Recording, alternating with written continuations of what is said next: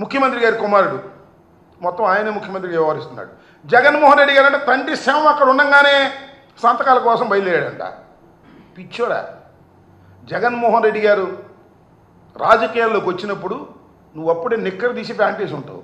నువ్వు ఇవాళ మాట్లాడుతున్నావు. మా కర్మ అంతకు మించి ఏం లేదు. కారణం ఏంటంటే నువ్వు నారా చంద్రబాబు నాయుడు గారి కుమారుడు కాబట్టి నీకు ఆ వెలుగు వచ్చింది. చుట్టూరా ఉన్న రాజకీయ పక్షాలన్నీ కూడా. నేను మనవి చేస్తున్నా, ఎవరి సంతకంతోనో ఎవరి దయాదాక్షిణ్యంతోనో రాజకీయాల్లో వెలుగొందలేదు జగన్మోహన్ రెడ్డి గారిని మనవి చేస్తున్నా. స్వశక్తితో ఢిల్లీ కోటను ఎదిరించాడు. నువ్వు మీ నాన్న ఢిల్లీ కోటతో కలిసిపోయినా కూడా, సోనియా గాంధీతో కలిసిపోయినా సరే ఎదిరించి వచ్చినటువంటి వీరుడు జగన్మోహన్ రెడ్డి అని మనవి చేస్తున్నా. 151 సీట్లు గెలుచుకొని ఈ రాష్ట్రానికి ముఖ్యమంత్రి అయ్యాడు. ఆయన గురించి మీరు మాట్లాడుతున్నారు. దురదృష్టం. నేను మనవి చేస్తున్నా. అలాంటి మాటలు మాట్లాడుతున్నాడు చంద్రబాబు నాయుడు గారి కుమారుడైనటువంటి నారా లోకేష్ గారు. ఈ విధంగా దుర్భాషలాడేటటువంటి కార్యక్రమాలు ఇవాళ చేస్తున్నారు. ఇక్కడ ఇంకో మాట చెప్పాలి. నారా లోకేష్ అంటాడు, ఆత్మలతో మాట్లాడంట జగన్మోహన్ రెడ్డి గారు. ఒక పిచ్చి పత్రిక, నీ పత్రిక, మీ నాన్న దయాదాక్షిణ్యాలతో ఉన్న పత్రిక, పేరు చెప్పడానికి ఏం సందేహపడు. అసలు ఆంధ్రజ్యోతి ఏబిఎన్ రాధాకృష్ణ రాస్తాడు ఒక కథనం, పిచ్చి కథనం. జగన్మోహన్ రెడ్డి గారు ఆత్మలతో మాట్లాడారని మీరే రాంచుతారు. ఇవాళ మీరు ఆత్మలతో మాట్లాడి, ఏ ఆత్మతో మాట్లాడి సెట్ అయ్యారు. మేము మాట్లాడతాం ఆత్మలతో. ఆత్మలు మాకు చెబుతున్నాయి. 3 ఆత్మలు ఉన్నాయి. ఆ ఆత్మలు ఏం చెబుతున్నాయి తెలుసా? చంద్రబాబు నాయుడు అంత నీచుడు ఎవరు లేరు.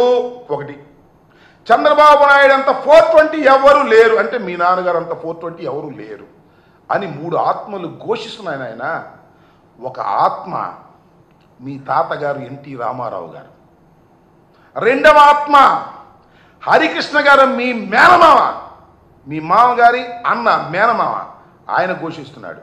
మీ బాబాయ్ నారా రామ్మూర్తి నాయుడు మా అన్నంత దుర్మార్గుడు, మా అన్నంత 420 ఎవరు లేరని ఆ 3 ఆత్మలు ఘోషిస్తున్నాయి. ఆయన దానికి సమాధానం చెప్పు నారా లోకేష్ గారు. ఇవాళ ఏదో అద్భుతంగా బ్రహ్మాండంగా నీకేం తెలుసు రాజకీయాలు? 90,000తో గెలిచావు, 80,000తో గెలిచావు, ఏదో గాలి వస్తే అనుకో కాసేపు. మొట్టమొదటి ఎక్కడి నుంచి వచ్చావే? దుడ్డిదో ఉండాలా నువ్వు? ఎమ్మెల్సీస్ నువ్వు మంత్రి కాలా? మళ్ళీ తుక్కుగా ఓడిపోయావు కదా మంగళగిరిలో కంటెస్ట్ చేస్తే. మళ్ళా చెప్తున్నా, ఛాలెంజ్ చేస్తున్నా, మళ్ళా రాబోయే ఎన్నికల్లో తుక్కుగా ఇవాళ మళ్ళా ఎంత మెజారిటీ వచ్చిందో అంత మైనస్తో నువ్వు ఓడిపోకపోతే అప్పుడు అన్నాడు. నువ్వు చేసేటటువంటి ఈ దారుణమైనటువంటి కార్యక్రమాలకి, ఈ అన్యాయమైనటువంటి కార్యక్రమాలకి నువ్వు ఇవాళ పాల్పడుతున్నావు కాబట్టి నీకు ఆ గతి పట్టబోతుందని కూడా ఈ సందర్భంగా నేను చెప్పదలుచుకున్నాను. ఇంకా మంత్రి గారు ఇంకా నిన్న మాట్లాడాడు కదా, మాకు తాడు బంగారం లేదని. వాళ్ళంట చాలా దానాలు చేశారంట. పులివెందల్లో కూడా 24 మందికి దానం చేశారంట. ఏంటది? కౌలు రైతులకి. ఆ కాన్స్టిట్యున్సీలో కూడా వచ్చి దానం చేశాం, నువ్వు ఎవరికైనా దానం చేసావా అంటున్నాడు. నువ్వు చెప్పుకుంటావయ్యా జగన్మోహన్ రెడ్డి ఎంతమందికి దానం చేస్తున్నాడో లిస్ట్ చెబుతారా? నీకు చెప్తా, మనం చేస్తున్నా. ఎంతమంది కార్యకర్తలకి అండగా ఉండి దాన ధర్మాలు చేస్తున్నాడో, ఎంతమందిని కాపాడుతున్నాడో ఒకసారి ఆలోచన చేసుకోండి. మీకు అన్నీ తెలుసు కానీ కాముగా ఊరుకుంటారు. అసలు నీ సంగతి ఏంటి చెప్పు నాకు. నువ్వు బియ్యం మంత్రివి కదా, పౌర సరఫరాల శాఖ మంత్రి. ఆ బియ్యం ఏంటండి? ఆ బియ్యం ఎన్ని పోతున్నాయండి? కాన్స్టిట్యూన్సీలు ఎంత కాజేస్తున్నారండి? ఈ పీడిఎస్ రైస్ దొంగవి నువ్వు కాదని అడుగుతా ఉన్నా. ఎన్ని లక్షల కోట్ల రూపాయలు లంచాలు తీసుకుంటున్నావు? సీజ్ చేయటం, లంచం తీసుకోవడం, సీజ్ చేయటం, లంచం తీసుకోవడం. నీ బతుకంతా బియ్యపు దగ్గర లంచాలు తీసుకునే కార్యక్రమంలో నిమగ్నం అయిపోయి నువ్వు జగన్మోహన్ రెడ్డి గారిని దూషించే స్థాయికి నువ్వు వస్తున్నావు. నువ్వు దూషించవచ్చు, మేము దూషిస్తే మాత్రం ఏమనుకోమాకండి. జనసేన నాయకులకి, జనసేన కార్యకర్తలకి, పవన్ కళ్యాణ్ గారికి, మళ్ళీ కొత్తగా వచ్చిన ఎమ్మెల్సీ గారికి చెబుతున్నా, మీరు దూషిస్తేనో మీరు విమర్శిస్తేనో మేము ఓర్పుగా ఉండాలి. మేము ఏదన్నా మాట్లాడితే మాత్రం అరే ఊరుకొని చెప్పులు తీస్తాం, పంచలు లాగుతాం, సన్నాసులు, ఎదవలు, సుంటలు అని మాట్లాడమాకండి.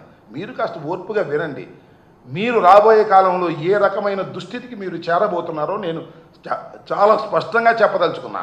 అయ్యా లోకేష్ గారు, అయ్యా పవన్ కళ్యాణ్ గారు, ఇచ్చిన వాగ్దానాలు నిలబెట్టుకోలేని దౌర్భాగ్యమైన పరిస్థితుల్లో ఉండి ఇవాళ జగన్మోహన్ రెడ్డి గారి మీద బురద జల్లే కార్యక్రమం. ఎస్, జగన్మోహన్ రెడ్డి గారు అన్నారు అన్నమాట వాస్తవం. ఇంకోటి కూడా చెప్తున్నా, పవన్ కళ్యాణ్ గారికి, నారా చంద్రబాబు నాయుడు గారికి, లోకేష్ గారికి, అదేవిధంగా ఆయన ఎవరు మనోహర్ గారికి చెప్తున్నా, ఓటమి ఎరుగని ధీరుడు మా రాజశేఖర రెడ్డి గారి కుమారుడు జగన్మోహన్ రెడ్డి అని మనం చేస్తున్నా. 3 సార్లు పార్లమెంటు సభ్యుడిగా 3 సార్లు శాసనసభ్యుడిగా గెలుపొందాడు. 2 సార్లు పార్లమెంటు సభ్యుడిగా గెలుపొందినటువంటి వ్యక్తి జగన్మోహన్ రెడ్డి గారు. అంత ప్రజాబలం కలిగినటువంటి జగన్మోహన్ రెడ్డి గారు, మేము 100% స్ట్రైక్ రేట్ అంటాడు ఒక ఆయన. అవునా, మీరు 100% స్ట్రైక్ రేటే. మా ఊర్లో ఒక ఆయన ఉన్నాడు, ఏమండి ఎంత పొలం ఉందని అడిగాం. 351 ఎకరం ఉందండి అన్నాడు. ఏమైనా నీకు 350 ఎకరం ఎక్కడ ఉంది? నాకును చల్లపల్లి జమీందారు గారికి కలిపి 351 ఎకరం ఉందన్నాడు. ఏమైనా నీకెంత ఉందో చెప్పండి. నాకు 1 ఎకరం అండి, కడమ మొత్తం మా చల్లపల్లి జమీందారు గారిది 2 పక్క పక్క అమ్మటే ఉంటాయి, అందుకని 351 ఎకరం అని చెబుతారండి అన్నాయంట. అట్లాగే నీకు స్ట్రైక్ రేట్ ఎక్కడుందయ్యా? నువ్వు చంద్రబాబు మోడీ కలిసి వస్తే నీకు స్ట్రైక్ రేటు రా, సింగిల్ కదా. నీ పర్సంటేజ్ ఏంటో తెలిపోద్ది, నీ కెపాసిటీ ఏంటో తెలిపోద్ది. 2 చోట్ల నిలబడ్డావు, తుక్కుగా ఓడిపోయావు సింగిల్గా. అంతకుముందు మీ అన్న 18 సీట్లు వచ్చినాయి. మీరు జగన్మోహన్ రెడ్డి గారి గురించి మాట్లాడేటటువంటి ధైర్యం మీరు చేస్తున్నారు. మా దురదృష్టం. ఈ ప్రజాస్వామ్య దేశంలో మీకు అవకాశం వచ్చింది, 4 కలిసి వచ్చారు, మా మీదకి వచ్చారు, సింగిల్గా మేము వచ్చాము. మీ కూటమి గెలిచింది. 3 నాళ్ల ముచ్చట. కూటమి అనేకమైన వాగ్దానాలు చేసి ఏ వాగ్దానాన్ని నిలబెట్టుకోలేని దౌర్భాగ్య పరిస్థితికి నెట్టబడుతుంది. సంవత్సరం కూడా కాలేదు, 9 మాసాలకి ఇంత వ్యతిరేకత తెచ్చుకున్నటువంటి ప్రభుత్వాలు ఈ రాష్ట్రంలో లేవు, ఈ దేశంలో లేవు. అసలు 9 మాసాలకి ఇలా అయితే 2 సంవత్సరాలు ఆగండి అయ్యా. జనం ఏ రకంగా మిమ్మల్ని ఉమ్ము పెట్టి ఊస్తారో, ఒక్క హామీని కూడా నిలబెట్టుకోలేకపోతున్నారు. పరిపూర్ణంగా కేటాయిస్తారు, ఎగ్గొడతారు, కేటాయిస్తారు, ఎగ్గొడతారు. మీరు వచ్చి ఇవాళ ఈ రకమైనటువంటి మాటలు లోకేష్ గారు, పవన్ కళ్యాణ్ గారు, సరే పవన్ కళ్యాణ్ గారు ఏం మాట్లాడలేదు అనుకోండి, పవన్ కళ్యాణ్ గారి తరఫున మాట్లాడినటువంటి వ్యక్తి మన బియ్యపు దొంగ, ఆ లంచాల కోరు అయినటువంటి నాదెళ్ల మనోహర్ గారు ఇష్టం వచ్చినట్టుగా మాట్లాడుతాను. నాకు జాలేసింది ఆయన మాత్రం, ఏ మాట కా మాట. ఆయన మాట్లాడుతుంటే పక్కన ఉన్నాడు పాపం కొంటాల రామకృష్ణ గారు, కాంగ్రెస్ పార్టీలో ఉన్నాడు, రాజశేఖర్ గారు క్యాబినెట్లో ఉన్నాడు. పాపం బిక్కుమని చూస్తున్నాడు ఈ ప్రబుద్ధుడి ముందు. ఈయన బస్తాలు బియ్యం ఎక్కేస్తున్నాడు. పాపం ఆయన సిన్సియర్గా ఉండేవాడు. మరి ఇప్పుడు ఎలా ఉన్నాడో తెలియదు. మరి ఈ పక్కన ఇంకొక ఆయన ఉన్నాడు, తాడేపల్లిగూడ ఎమ్మెల్యే గారు, ఆయన సిన్సియర్గా, వాళ్ళు బిక్కుమని చూస్తున్నారు. ఈయనే ఉపన్యాసం చదువుతున్నాడు. ఈయనకన్నా కూడా నాదెళ్ల మనోహర్ కన్నా చాలా సిన్సియర్స్ అయినటువంటి వాళ్ళేమో పక్క నుండి మీనమేషాలు లెక్కేస్తుంటే, ఈ బియ్యపు దొంగ లంచాడు కోరి ఈయన మాత్రం ఉపన్యాసాలు చెబుతున్నాడు.